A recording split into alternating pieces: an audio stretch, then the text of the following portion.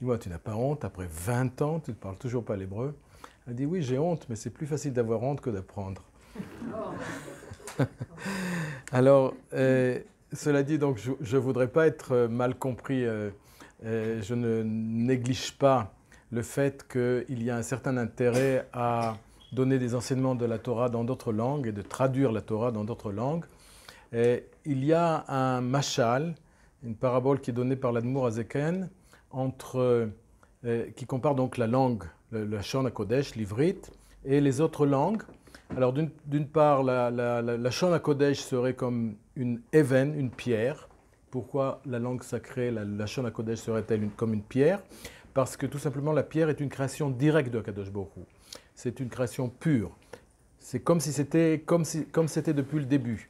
Par contre, les autres langues sont comparées à des levenim, à des briques, parce que justement les briques nécessitent le travail de l'homme.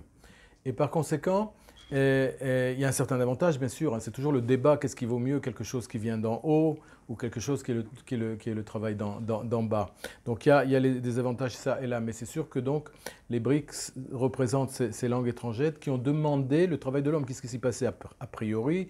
Les hommes parlaient tous l'hébreu, et puis ensuite, lorsqu'ils ont été dispersés, ils ont perdu l'usage de l'hébreu. Il fallait bien trouver un moyen de communication, et c'est apparemment comme cela que les langues étrangères sont nées. Et puis il y a un autre aspect aussi qui est cher à la chassidoute, qui est le fait de faire en quelque sorte descendre la Torah dans ce monde aussi. Lorsqu'on traduit la Torah, lorsqu'on l'amène dans d'autres langues, alors c'est un petit peu amener la Torah jusqu'en bas. C'est une idée très chère à la chassidoute qui consiste à dire qu'en vérité, tout le but de la création, c'est de faire de ce monde-ci en bas une résidence pour Akadosh Baruch Hu, et on le fait par tous les moyens, y compris les langues étrangères. J'ai un certain nombre d'introductions, je voudrais en faire une autre. Et il est écrit dans une certaine Mishnah, la troisième Mishnah du traité Eduyot, au premier chapitre. Chayav Adam Lomar Belashon Rabo. Alors là-bas, dans ce contexte, c'est des explications très techniques dans lesquelles je ne rentrerai pas, mais en gros, c'était Hillel qui prononçait un certain mot comme son maître, parce qu'il tenait à faire les choses exactement comme son maître. Mais moi, je voudrais élargir un petit peu ce Chayav Adam Lomar Belashon Rabo pour dire qu'on a l'obligation de rapporter et d'exprimer les enseignements de son maître. Et j'ai le sentiment ce soir que je vais m'efforcer de remplir cette obligation. Bien sûr, je ne prétends pas d'être au niveau de... Il y a un certain Rabbi Eliezer qui disait toujours « Je n'ai jamais rien dit que je n'ai pas entendu de mes maîtres ». Alors, je dirais peut-être un certain nombre de choses qui ne sont pas de Ravadin, mais en général, ce que je vais vous dire ce soir, c'est tout à fait inspiré des enseignements de Ravadin. D'abord parce que j'ai eu le privilège d'assister à ces cours depuis que je suis en Israël, pratiquement depuis 28 ans. J'ai aussi la chance de pouvoir traduire une dizaine de ses ouvrages, et depuis 30 ans également. Donc, je ne vais peut-être pas forcément dire à chaque fois Ravadin dit que, ou selon Ravadin, mais sachez que en général c'est le cas. Je devrais plutôt dire quand ce n'est pas de lui. Enfin, je voudrais faire un dernier préambule, à savoir que le pouvoir des mots, puisque c'est le sujet de ce Global Jewish Day Learning, c'est un sujet extrêmement vaste qui comporte plusieurs angles. Alors bien sûr, il y a l'aspect auquel parfois on peut tendre à penser immédiatement, c'est-à-dire les dégâts que peuvent faire les mots, le pouvoir destructeur des mots, le lashon hara. Le Baal Shem Tov dit par exemple que le lashon hara, la calomnie, tue 3 personnes. Celle qui la dit, celle qui la colporte et celle qui l'écoute même. Donc, mais je voudrais quand même m'attarder plutôt sur le côté positif de ces mots. Je voudrais plutôt partir sur cet angle, voir un petit peu en quoi les mots peuvent avoir une certaine capacité créatrice et peuvent avoir surtout un impact sur les gens. Vous avez ce débat entre privilégier le côté positif ou le côté négatif, c'est un débat qui existe même dans différentes écoles de pensée, sur la base d'un pasouk qui dit « Sour mera ve'asetov ». Mais c'est une façon de regarder, il y a 2 façons de regarder ce pasouk. Donc, éloigne-toi du mal et fais le bien. Alors, on peut regarder ça comme « Sour mera, sour mera, sour mera, sour mera ve'asetov ». ou bien on peut regarder ça comme Sour Mera, Vasetov, Vasetov, Vasetov. Alors c'est deux approches et je vais essayer de m'attacher à cet aspect positif des choses. Et donc plutôt parler du côté positif. Et là-dessus, il n'y a pas longtemps, j'ai écouté une très belle anecdote à propos de Rav Shlomo Chaim Kesselman, qui, soit dit en passant, est un des mashpim du Rav Adin. Il le remercie dans un de ses livres Teshuvah. Alors, comme c'est le cas chez les Chassidim, Rav Shlomo Chaim Kesselman réunissait ses élèves au cours de Idvadouyot, de Farbrengen, comme on dit en yiddish, autour d'un lechaïm, une ambiance très positive, on va dire. Et puis un beau jour, un Rav Litaï est venu et a regardé ce qui se passait. Il lui dit, je ne comprends pas très bien, écoute, tu devrais quand même leur parler un petit peu de Gehinom, des punitions qu'ils risquent s'ils transgressent la Torah, etc. Alors Rav Shlomo Chaim Kesselman lui a répondu, écoute, voyons la différence entre Noach et Avraham. Noach, pendant 120 ans, il a crié au monde entier, le monde va être détruit, il va y avoir le Maboul. Combien de balais de Tchouva il a fait? Il me semble 0, n'est-ce pas? Quant à Avraham, qu'est-ce qu'il a fait Avraham? Il a ouvert une tente dans le désert, ouvert un restaurant en quelque sorte, on pourrait presque dire un Bet Rabad, et il accueillait les gens, il leur faisait faire une bénédiction, etc. Et le résultat, c'est ce que nous dit la Torah, Asher Asu Nefesh Becharan, ils ont réussi à amener les gens sous les ailes de la protection divine. Donc tout ça pour introduire ce que je vais vous dire et pour ma volonté d'aller plutôt vers le côté positif. Maintenant, lorsqu'on parle du pouvoir des mots, alors on ne peut pas faire autrement que commencer par le début de la Bible. Le début de la Bible nous parle de la création et nos sages nous disent que le monde a été créé en 10 paroles. Alors pourquoi 10 paroles? Je ne vous demande pas, je ne fais pas un examen, mais moi-même je me suis dit, tiens, c'est quoi ces 10 paroles? On n'y pense pas toujours. Et en vérité, ce qui se passe, c'est que dans la paracha de Bereshit, il y a écrit 9 fois Vayomer Elohim. On va voir tout de suite, on va les citer si déjà. Et puis, donc ça fait 9 paroles. Et la 10e parole, en vérité, Bereshit bara Elohim, c'est considéré aussi qu'une parole un petit peu créatrice de l'ensemble de la création. Alors c'est quoi ces 9 paroles? On va les lire quand même, parce qu'on y reviendra un petit peu. Donc il y a Yehi Or, c'est la première, que la lumière soit. Et ensuite, Yehi Rakia vehi mavdil ben mayim le mayim, qu'un espace s'étende au milieu des eaux. Il y a aussi la troisième, Ikavu amayim vetera yabasha, que les eaux répandues dans le ciel, sous le ciel se réunissent sur un même point, que le sol apparaisse.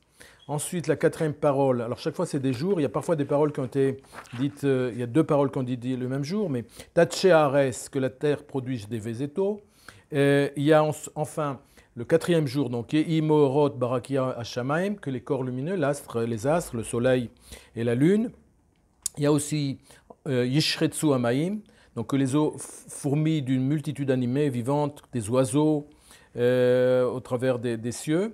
Et puis ensuite, Totsi Haaretz Nefesh Chaya, alors là, c'est la création des animaux. Et enfin, on arrive encore à 2 autres paroles, la 8e et la 9e. La 8e, dont j'aurais pu penser que c'était la dernière, mais non, ce n'est pas la dernière.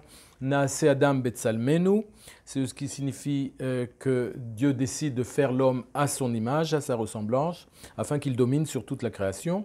Et enfin la dernière, enfin la 9e en tout cas, puisqu'on a dit que la première c'était Bereshit bara Elohim, c'est Lachem Yeleoch, la Kadosh Baruch Hu donne la possibilité, accorde à l'homme la possibilité de se nourrir au travers des arbres qui portent des fruits, etc. Je vous rappelle qu'au début de la création, l'humanité est encore végétarienne. Alors, donc on a dit que Akadosh Baruch Hu a créé le monde en 10 paroles. Et ce qui est intéressant, c'est de s'arrêter un instant sur le 2e livre du Tanya, Sha'ar Yichud Ve'emuna, qui traite de ce sujet pour nous dire en vérité que Dieu non seulement a créé le monde à travers 10 paroles, mais que le monde continue d'être créé. Ces paroles en vérité divines ne cessent pas d'être prononcées. On le dit d'ailleurs dans la Tfila, Mechadesh Bechol Yom Maaseh Bereshit, Dieu renouvelle sa création tous les jours, et c'est au travers des paroles. Le Baal Shem Tov, en citant un Midrash, nous amène cette phrase qui est dans les psaumes, Leolam Hashem Devara Nitzav Bashamaim.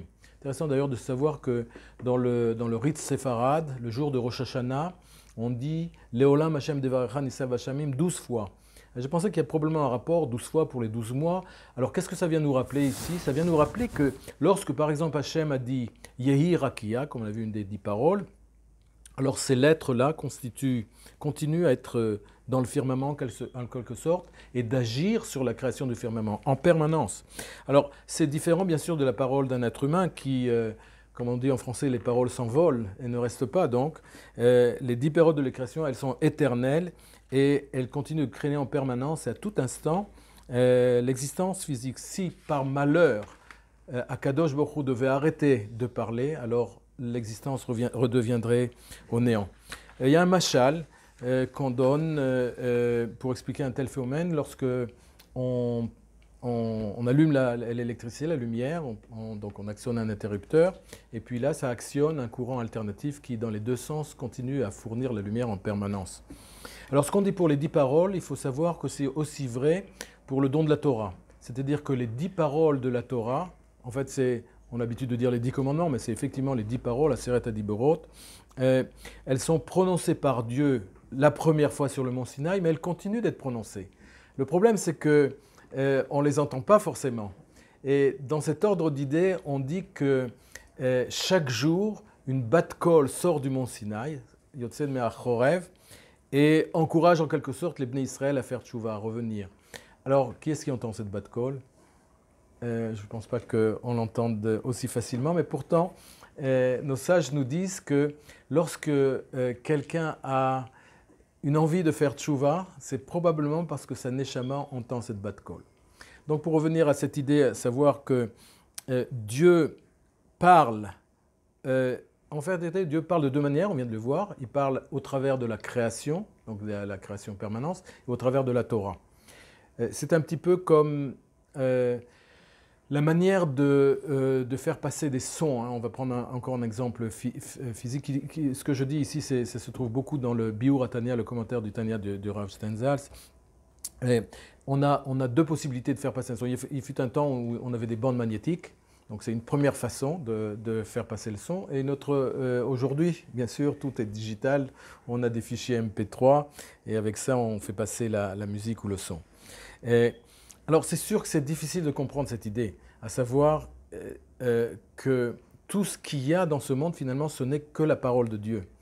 Peut-être si vous vous souvenez de la prière qu'on prononce à Rosh Hashanah, et qui nous dit Veyeda kol paou ki ata pe'alto, Veyeda kol itzur she'ata yitzarto. Alors c'est un petit peu une prière pour qu'on ait ce sentiment et qu'on ait cette conscience que ça veut dire que littéralement que tout ce qui est agi se rende compte bien que c'est Akadosh Baruch Hu qui l'actionne en quelque sorte et que chaque créature comprenne que c'est Dieu qui l'a créé. Alors c'est une prière qu'on fait à Rosh Hashanah, c'est pas seulement et parce qu'on cherche à avoir cette conscience qui n'est pas évidente de savoir en vérité que tout ce qui nous entoure, c'est la parole de Dieu. Vous savez, il y en a qui disent que certains à Rosh Hashanah pleurent au moment où on dit Utfila, Utshuva, Utzdaka, Mavirim et Roim Agzera. D'autres qui sont plus sensibles pleurent au moment où on dit Veyeda Kel Paol Ki Palto, que c'est vraiment une prière qu'on demande à Kadosh Baruch Hu. Alors là aussi, un mashal qui est amené dans le commentaire du Tanya de Ravadin et qui aime d'ailleurs beaucoup appeler à la physique moderne pour essayer de comprendre des concepts. Alors ce concept qui fait que finalement, tout ce qui nous entoure ici, ce n'est que la parole divine, mais on ne voit pas cette parole divine, c'est pratiquement impalpable, on pourrait dire. Ça ressemble un petit peu à la physique et la chimie moderne. Alors ne me posez pas trop de questions là-dessus parce que ça fait très longtemps que j'ai étudié ça, mais on sait que la structure de la matière est composée d'atomes, l'atome est lui-même composé d'un noyau qui est entouré d'électrons, et finalement c'est ça ce qui définit les différents éléments du fameux tableau périodique de Mendeleev. Et en vérité, ce qu'on dit ici, c'est que la structure de la matière est lacunaire. Ça veut dire qu'il n'y a pratiquement que du vide. On ne le voit pas. Alors on finit par se demander finalement, est-ce que notre monde ne serait pas qu'une illusion puisqu'on vient de dire, hein, est-ce qu'on voit, c'est vraiment réel. Alors les chassidim se sont souvent posé cette question, Et la réponse qu'ils ont obtenue de leur maître est assez intéressante, puisqu'il dit, mais bien sûr que le monde existe, puisque la Torah nous dit, Bereshit bara Elokim et hashamayim et haaretz. Donc c'est la preuve que le monde existe. Mais de toute façon, la conclusion à laquelle on arrive ici, c'est que, vous savez ce qu'on dit tous les jours, tous les Shabbats matins lorsqu'on sort la Torah, on dit En od milvado. Alors, souvent on traduit il n'y a point d'autre Dieu. Mais en vérité, d'après la Chassidoute, ça signifie qu'il n'y a point d'autre existence que Dieu. Lorsqu'on arrive à une telle conscience, alors tout change. Notre façon de regarder les choses change, bien sûr, s'il n'y a rien d'autre chose que Kadosh Baruch Hu. Alors donc tout ce qui nous arrive, tout ce qu'on perçoit vient de Kadosh Baruch Hu. Et peut-être aussi finalement, cela doit-il nous aider à faire attention à ce qu'on dit, que tous les mots qu'on prononce viennent aussi de cette force incroyable de Kadosh Baruch Hu.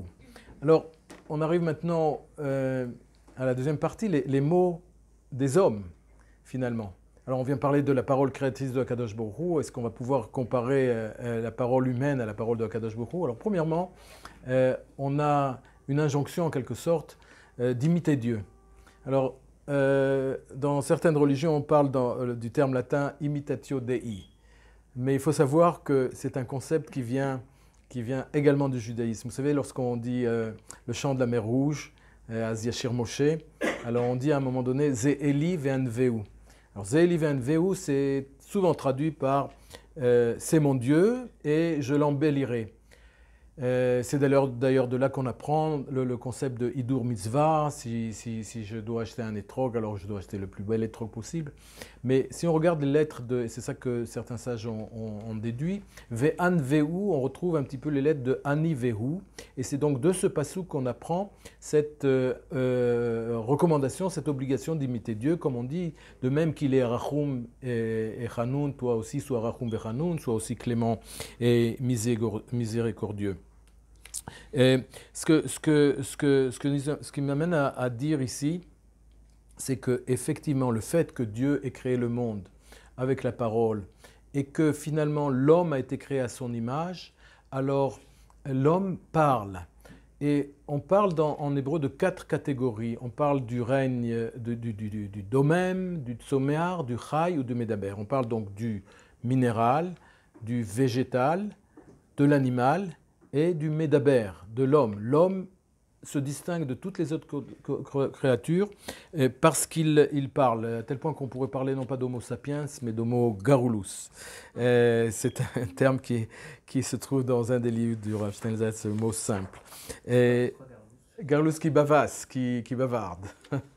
Alors, ce qui est intéressant, c'est qu'il y a un midrash qui nous dit que lorsque Akadosh Baruch Hu a créé le monde, alors il a consulté les anges, les malachim, et pour savoir si ça valait le coup. Bien sûr, les malachim étaient très étonnés. Comment est-ce qu'on peut combiner en même temps une âme divine et un corps des plus bas possibles? Et donc, ils ont jugé l'idée déplacée. Mais en quelque sorte, Dieu n'avait pas dit son dernier mot. Et lorsqu'il a créé l'homme, oui c'est ça, il a demandé aux anges de nommer les créatures. Et les anges, les malachim étaient incapables de le faire, alors que lorsque Adam et Rishon est venu, il a été capable effectivement de nommer toutes les autres créatures. Et c'est cette étape finalement le commencement de l'homme en tant que médaber. Et donc à tel point que c'est vraiment une caractéristique humaine, les mots sont partout. Et on nous dit même, un certain sage nous dit même que l'âme est pleine de mots. Alors qu'est-ce que ça veut dire que l'âme est pleine de mots? Ça veut dire qu'on peut tirer un enseignement de notre âme aussi. Il y a un fameux enseignement du Baal Shem Tov, encore une fois que je cite, qui est Nishmat Adam Telamdenu. C'est-à-dire c'est l'âme de l'homme qui lui produit son enseignement. Bien sûr, on n'est pas tous capables d'écouter notre âme.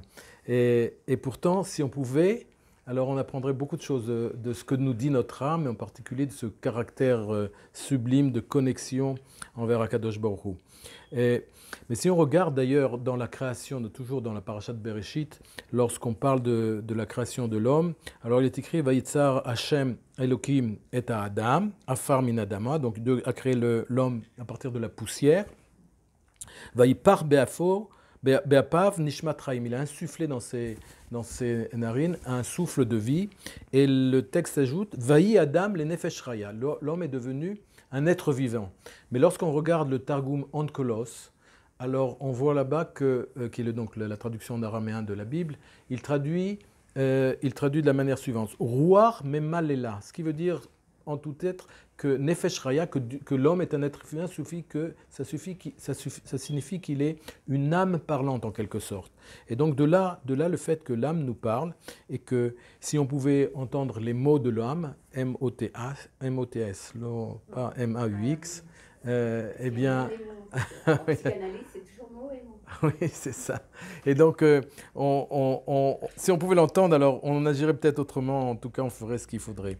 Et donc, je reviens à cette idée de imiter Dieu. Mais d'un autre côté, comment est-ce qu'on peut faire une telle chose pareille? Akadosh Baruch Hu est infini, nous sommes des êtres finis. Comment est-ce qu'on peut se comparer à Akadosh Baruch Hu? Et à la limite même, comment est-ce qu'on peut nous-mêmes décrire Akadosh Baruch Hu? Est-ce qu'on a cette possibilité de décrire les attributs de Akadosh Baruch Hu? Je me souviens d'un coup où Ravadin racontait qu'il revenait il était dans la rue, et puis il avait deux petits-enfants qui jouaient, puis tout d'un coup ces petits-enfants se mettent dans une espèce de discussion métaphysique, et l'un d'entre eux dit à l'autre, tu sais comment Akadosh Baruch Hu, comment Dieu est fort, tu sais comme il est fort, il peut sauter de là, à haut là-bas, jusqu'en bas. Alors, mais finalement, il ajoute que lorsqu'on dit à El, à Gadol, à Gibour, Vanora, on n'est pas tellement moins ridicule. On a du mal à appréhender Akadosh Baruch Hu et à le décrire. On ne peut qu'utiliser des mots qui sont nos propres mots, mais il faut bien savoir qu'il y a un abîme infini entre nous. Alors, cela dit, on tire quand même de cette puissance divine à créer dans nos propres mots. Alors, de quoi on parle ici? Et bien sûr, je ne voudrais pas parler de l'aspect technologique. Vous savez, au début de ma carrière professionnelle, je suis donc ingénieur dans l'aéronautique. J'ose pas dire ça fait combien de temps, mais on parlait déjà d'une commande vocale qu'on donnerait aux pilotes, c'est-à-dire que les pilotes pourraient commander avec la voix, le pilote automatique, et ainsi changer le cap ou l'altitude de l'avion. Donc ça fait longtemps, aujourd'hui c'est déjà devenu presque monnaie courante, chacun peut utiliser sa parole pour un numéro de téléphone ou pour Waze ou plein d'autres choses. Non mais ce n'est pas de ça que je veux parler quand je parle de la capacité créative des mots. C'est sûr qu'aujourd'hui on assiste à une certaine dévalorisation des mots.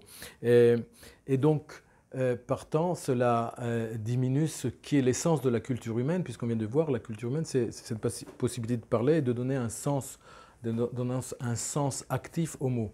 Aujourd'hui, il faut bien constater que tout tourne, la culture tourne autour de l'argent, des honneurs, des celebrities, combien de likes j'ai eu dans Facebook, et puis bien sûr aussi du sexe. Et pour ça, il n'y a pas besoin de beaucoup de mots. Mais cela dit, il faut savoir que la Torah accorde une importance extraordinaire aux mots. Je ne vais pas rentrer dans ce sujet parce qu'il faudrait une autre conférence, mais vous savez que le Talmud consacre 2 traités, l'un qui est Shvuot, l'autre qui s'appelle Nedarim, et qui a trait à toutes les lois concernant les serments et les vœux. Donc ce n'est pas une chose légère de prendre un engagement. Il y a un certain nombre de lois pour éventuellement annuler les choses qu'on a dites. Alors je sais bien qu'aujourd'hui on ne va pas faire de politique, mais que les promesses électorales n'ont pas plus de valeur que le vent qui sort des mots de la bouche des politiciens.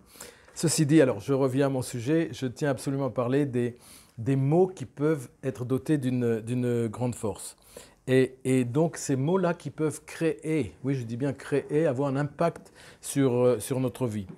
Et donc, plutôt que de me lancer dans une dissertation philosophique, ça serait un très bon sujet de bac en philo peut-être, moi je voudrais plutôt parler de ce sujet, de cet impact des mots au travers d'illustrations. Et j'ai promis de ne pas parler d'aspects négatifs, mais pas quand même une petite exception. Hein. Imaginez un enfant à l'école primaire que la maîtresse traîne d'âne batté. Eh bien, figurez-vous que ce qualificatif risque de le poursuivre pendant toute sa vie. Contrairement, et en revanche, j'ai entendu il n'y a pas longtemps ils ont fait une espèce de statistique. Vous savez, il y a ces enfants surdoués, donc qu'on teste et puis qu'on arrive à trouver des enfants surdoués. À ce moment-là, on s'en occupe en conséquence dans des classes particulières, etc. Et il s'avère que parfois il y a des erreurs, à savoir qu'on détecte qu'un enfant est surdoué, mais puis il n'est pas si surdoué que ça, mais pourtant il va dans la classe des surdoués. Eh bien, grâce à cela, on trouve des talents exceptionnels qu'on n'aurait peut-être pas trouvés avant. Donc, vous voyez, il y a cette affaire du mot et de cette puissance des mots. Alors, il est évident que pour qu'un mot ait un impact, il faut qu'il y ait une pensée derrière, une intention, et encore une fois, une âme derrière ce mot. Pour utiliser un langage mathématique, on pourrait dire que les mots sans pensée sont comme des simples chiffres à la puissance 0, à la puissance 1, si vous vous souvenez de mathématiques. Mais lorsqu'un mot a une pensée derrière lui, une signification, alors c'est comme si on l'élevait à la puissance. 5 au carré, 5 au cube deviendrait 25, 125, 725. Donc c'est très, très important. Et je vous avais prévenu que je parle beaucoup de Ravadin. Je voudrais vous raconter une petite anecdote à laquelle j'ai été témoin il y a 4 ans lorsque j'ai l'a accompagné à l'occasion en France, à l'occasion de la sortie du livre Mon maître le Rabbi. Et puis il y avait une soirée d'une fête racidique du Yutet Kislev, la libération de l'Admorazaken. Et donc il a parlé, je l'ai traduit sur place. Et puis c'était au théâtre Mogador à Paris, donc il y avait plus qu'1 millier de personnes. Et puis quand on est rentré à l'hôtel, je l'ai surpris dans l'ascenseur qui soupirait. Il disait « Oi, oi ». Alors je lui ai demandé pourquoi ce oi. Il m'a dit écoute, j'ai pas vu les gens, toute la salle était noire, et je me demande si ce que j'ai dit a eu un quelconque impact. Et puis il a ajouté mais peut-être qu'un mot, une phrase a agi sur quelqu'un, peut-être lui a changé sa vie. Et c'est vrai qu'il arrive parfois qu'au travers d'une simple lecture, d'un simple mot, on peut décider de changer sa vie. Il existe l'histoire d'un kibbutznik qui n'était dans un kibbutz absolument pas religieux et qui un beau jour a fait tchouva. Et on lui a demandé pourquoi est-ce qu'il a fait tchouva. Il a dit que bon, comme c'était à l'époque, les Israéliens de toute façon aimaient bien lire la Bible, le Tanakh, et il est tombé sur un passouk, un verset de Job, qui disait « Les maaseh yadecha tirsov », c'est-à-dire que tu témoignes de l'affection pour l'œuvre de tes mains. C'est-à-dire qu'il s'est dit quoi? Akadosh Baruch Hu s'intéresse à l'œuvre de mes mains. S'il en est ainsi, alors moi aussi je dois m'intéresser à ce que Dieu veut de nous, ce qu'il y a dans sa Torah, quels sont ses commandements, etc. Et c'est comme ça qu'il y a eu ce tournant. Donc les exemples sont nombreux sur ce genre d'exemples. Je voudrais quand même ouvrir une parenthèse sur les mots de la tfila. Vous savez, on dit, Parashat Noir il n'y a pas longtemps, Bo et la Teva, c'est-à-dire bien sûr viens à l'arche, mais Teva c'est aussi les mots. Et on interprète ça en disant que ce Teva, ces mots, ce sont les mots de la tfila. Alors c'est vrai qu'on a tendance à dire les mots de la prière de manière un petit peu automatique tous les jours, et même le jour de Kippour. Vous savez, à Kippour, il y a tellement de choses à dire, tellement de mots à dire dans le Sidour qu'on en oublie de faire tchouva. Mais parfois, il suffit d'un seul mot qui, pour une raison quelconque, notre propre vécu, qui résonne en nous et qui transforme l'essence de la prière en autre chose. Il y a une très belle histoire c'était à la veille de la guerre de Kippour, donc des gens qui habitaient dans la vieille ville de Jérusalem, tout près du Kotel, et le père avait un seul fils qui était engagé à l'armée et qui était inquiet, peut-être avait-il un quelconque pressentiment. En tout cas, il est allé au Kotel, ce père-là, et puis il a écrit sur un pétek, sur un petit parchemin, s'adressant à Kadosh Baruch Hu, Ribono Shel Olam, je n'ai qu'un seul fils, fais attention à lui. Or, on arrive donc le jour de Kippour, où les gens sont appelés à rejoindre leurs unités, en particulier ce fils-là. Donc, comme il habitait la vieille ville, il décide de passer par le Kotel. Kippour, on ne peut pas écrire un pétek. Et donc, il se dit, bon, ben, je vais prendre un pétek, et ce pétek sera ma tfila. Et lorsque il ouvre ce pétek, c'était précisément le pétek de son père, Ribono Shel Olam, je n'ai qu'un seul fils. Effectivement, il est parti comme ça à la guerre, et grâce à Dieu, il est revenu. Mais qu'est-ce que ça vient nous apprendre, cette histoire? C'est un petit peu la tfila, un sidour, la tfila de Yom Kippour aussi, où il y a tellement de choses. Mais il faut savoir qu'il y a toujours une chose, un mot qui peut nous toucher et qui peut transformer notre prière ce jour-là.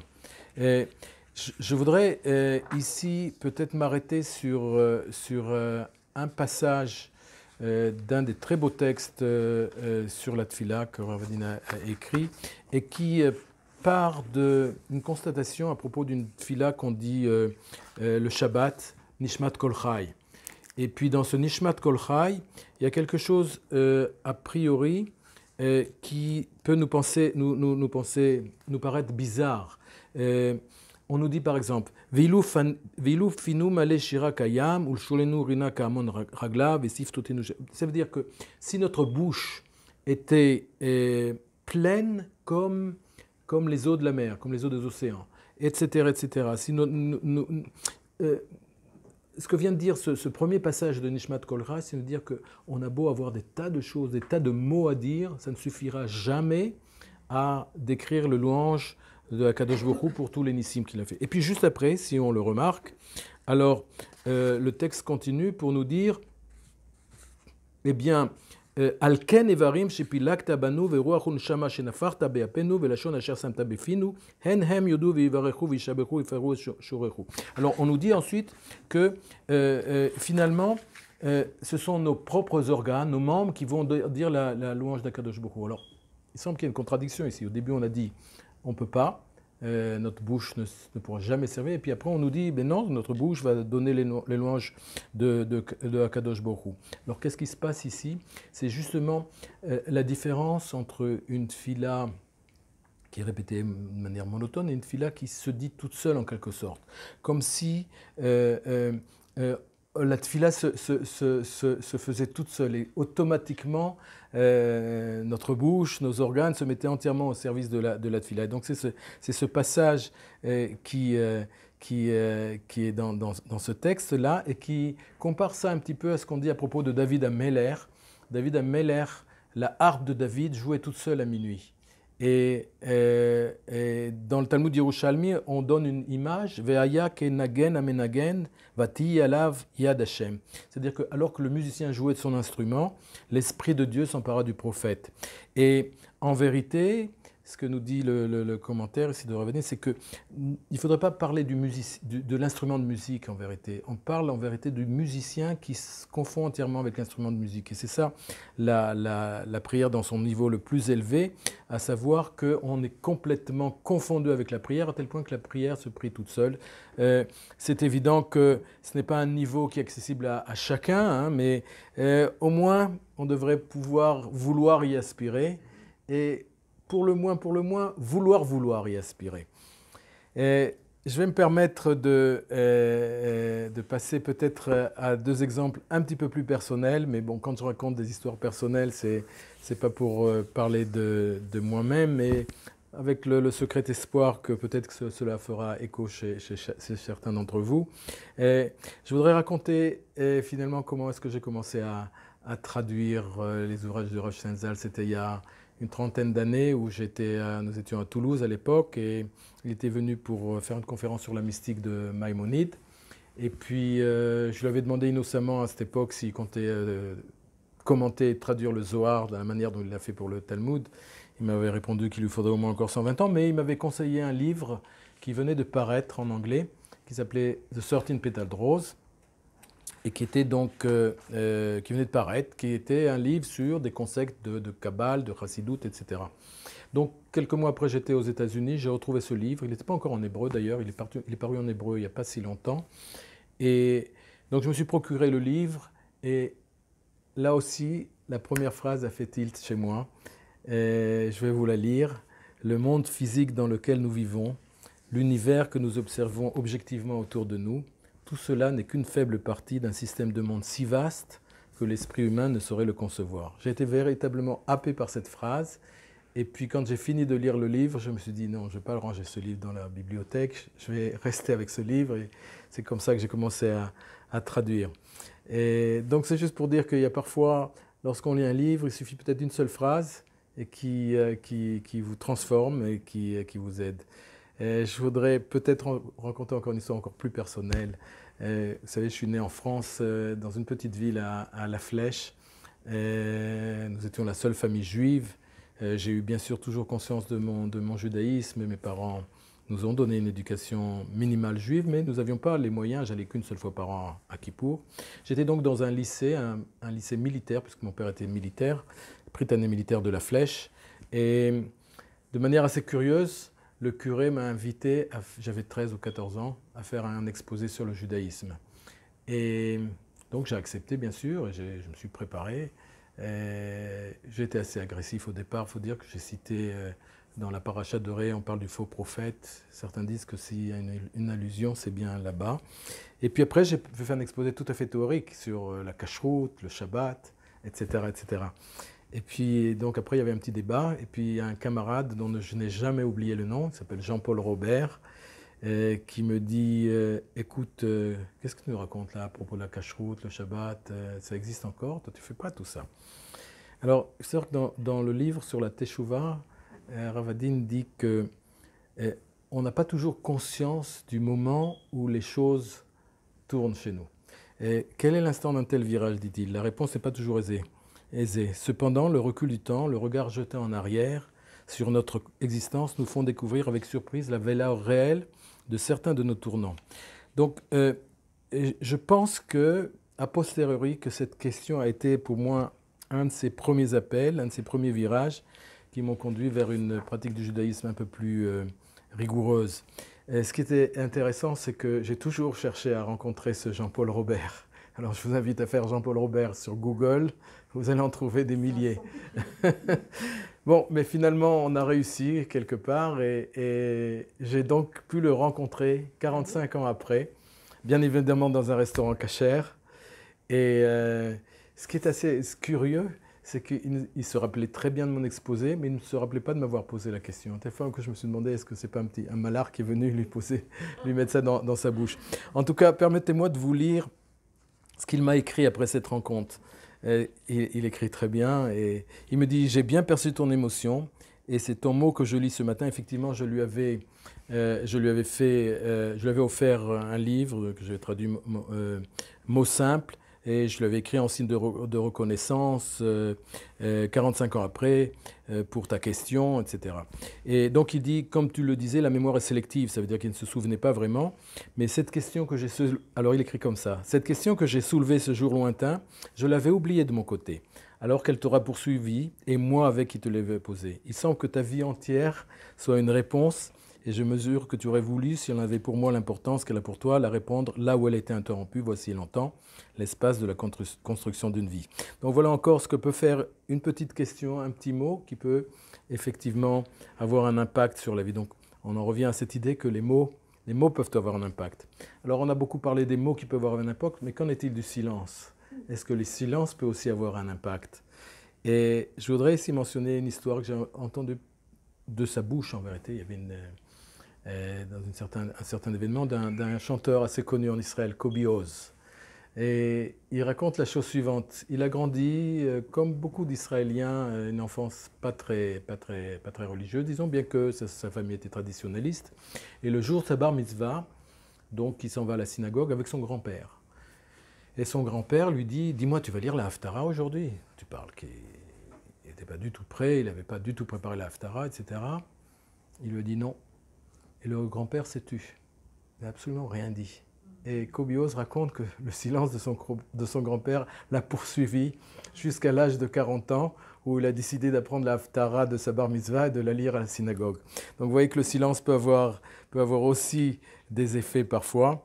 Et puisqu'on a parlé du Shabbat tout à l'heure, effectivement, on dit souvent que le Shabbat a une dimension en quelque sorte de silence, à tel point qu'il y avait certains Chachamim qui ne parlaient pas. Pourquoi? Parce que le Shabbat nous amène à une autre dimension. Et on pourrait comparer ça à quelque chose comme lorsqu'on veut exprimer une émotion. Alors bien sûr, on peut dire je t'aime à sa bien-aimée, on peut se mettre en colère avec quelqu'un, et puis il y a un moment où les émotions sont si fortes qu'on n'arrive plus à rien dire, on n'arrive plus à prononcer aucun mot. Et c'est peut-être ça la dimension de Shabbat qui est d'un niveau si élevé qu'il n'y a pas effectivement de mots. C'est un petit le silence de Shabbat, c'est en quelque sorte le secret de Shabbat. Il y a aussi un autre domaine qui est la musique d'ailleurs. Dans la musique, aujourd'hui surtout, tout le monde peut produire des sons. Mais qu'est-ce qui fait la beauté d'une interprétation musicale par rapport à une autre? C'est le silence qui est entre les notes, la manière dont on sait faire ces pauses musicales qui peuvent transformer, en tout cas qui peuvent faire la différence entre un grand musicien et un musicien ordinaire. Et il y a d'ailleurs un verset des psaumes de David qu'on dit aussi dans la tfila du Shabbat matin et qui nous dit « En omer ve en devarim beli nishma kolam ». Alors comment est-ce qu'on traduit? Si vous prenez la Bible du rabbinat, on va lire la traduction qui est « point de discours, point de parole, leur voix ne se fait pas entendre ». Mais j'ai entendu justement Ravdin dire l'explication suivante « En omer ve en devarim beli nishma kolam ». Ça veut dire quoi? Ça veut dire il y a des gens qui ne se parlent pas et cependant leur voix se fait entendre. En vérité, ils n'ont pas besoin de parler et leur silence est tout à fait loquace. Alors, j'en arrive à ma conclusion. Et bien sûr, d'abord pour souhaiter que le monde entier revienne à cette Safa Achat de Lashon HaKodesh. Mais comment est-ce que je pourrais conclure un tel exposé? Par encore d'autres mots ou par du silence? Alors, je vous laisse décider par vos questions, celles auxquelles je pourrais répondre et puis celles auxquelles je ne pourrai pas répondre et qui seront en partage. Merci.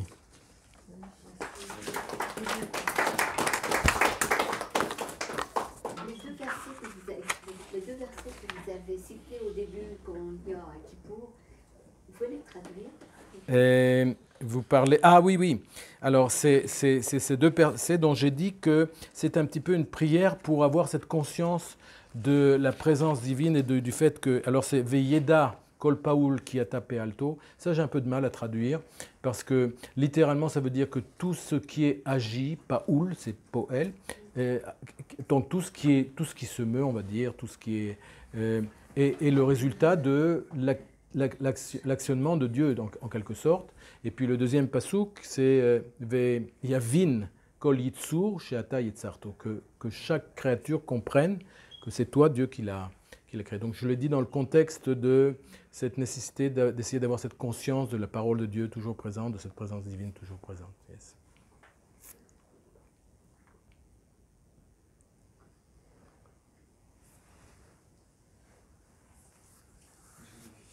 Oui, bien sûr. Quand vous avez parlé de Bereshit, vous avez parlé de Rachel, et du moment où justement il y a eu le souffle justement de vie en lui, l'homme, à ce moment-là, il a commencé à parler, à la différence des animaux, ou bien il parlait déjà comme les animaux, entre guillemets, et il a juste le date, la chorma pour pouvoir justement faire des paroles, quelque chose de plus... avec plus de profondeur. Alors, si je m'en fie à ce que j'ai dit, et encore une fois, je ne prétends pas être capable de répondre à toutes les questions, mais j'ai cité le Targumon de Kolos là-bas, où on nous dit que Adam est devenu Nefesh Chaya, et Targum en Kolos traduit Ruach Memalela. Donc ça veut dire qu'à ce moment précis, il est devenu une âme parlante, et on peut donc en déduire que c'est à ce moment précis que l'homme a commencé à parler.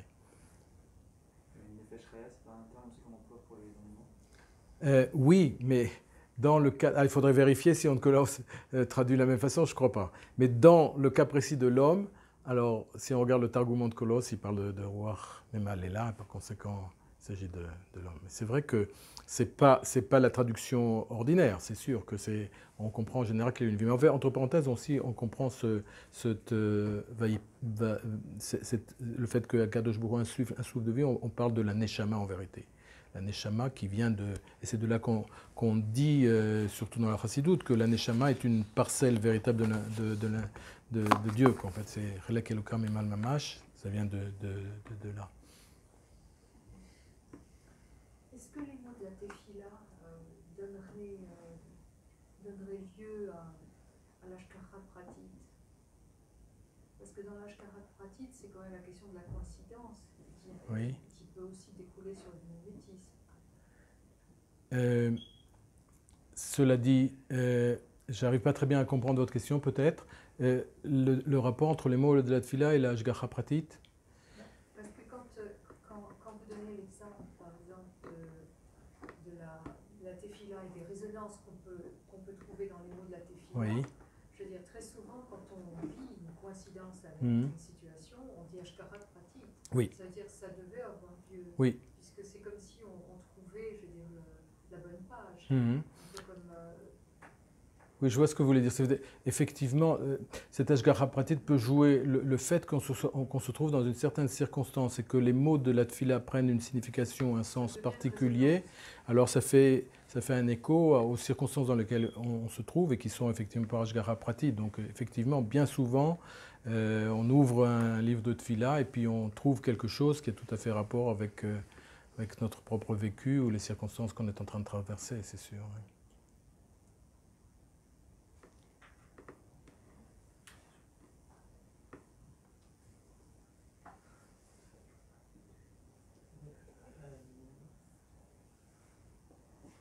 Quand vous dites qu'on pourrait qualifier l'homme de homme parlant dans les mots, j'ai oublié le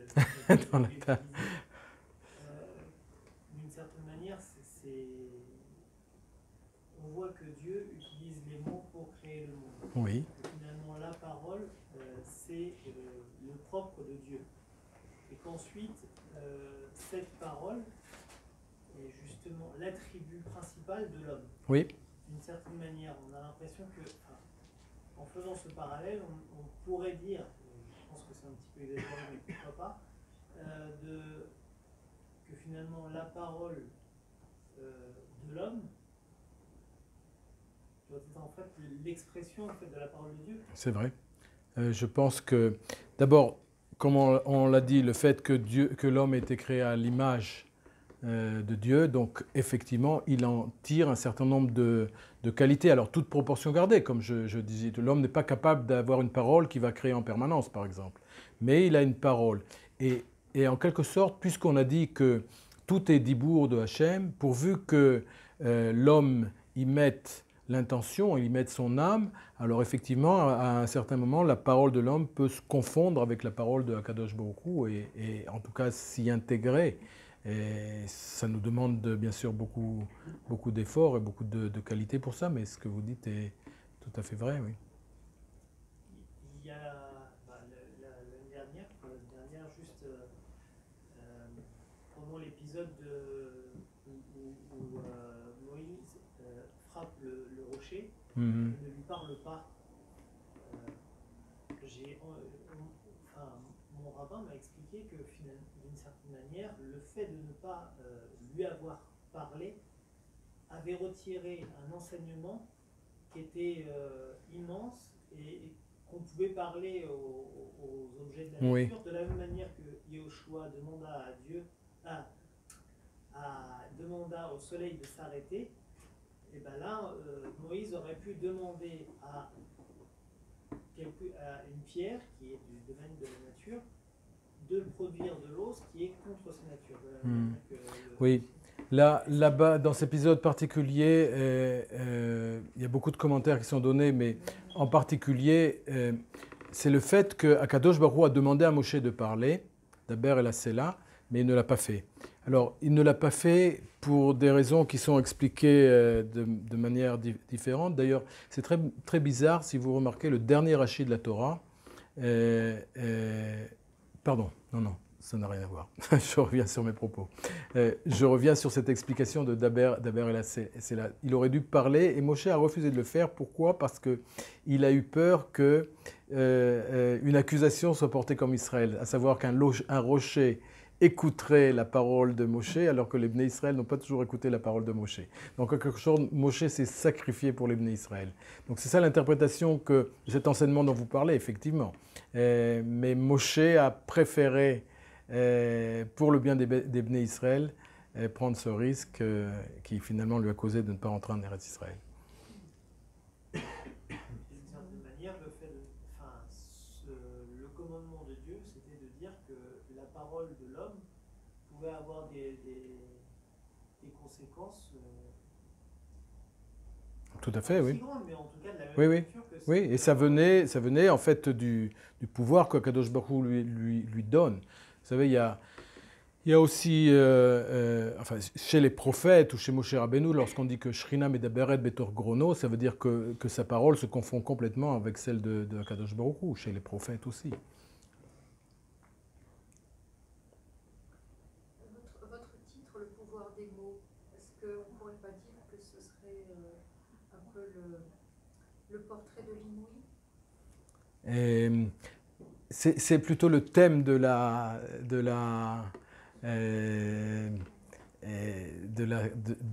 des différentes conférences qui sont données dans le monde. Moi, ce que j'ai donné comme titre à mon intervention, c'était plutôt les mots de l'âme, dans le sens où je cherchais à démontrer que les mots pouvaient avoir un impact pourvu qu'ils viennent vraiment du très fond de l'être de chacun des individus.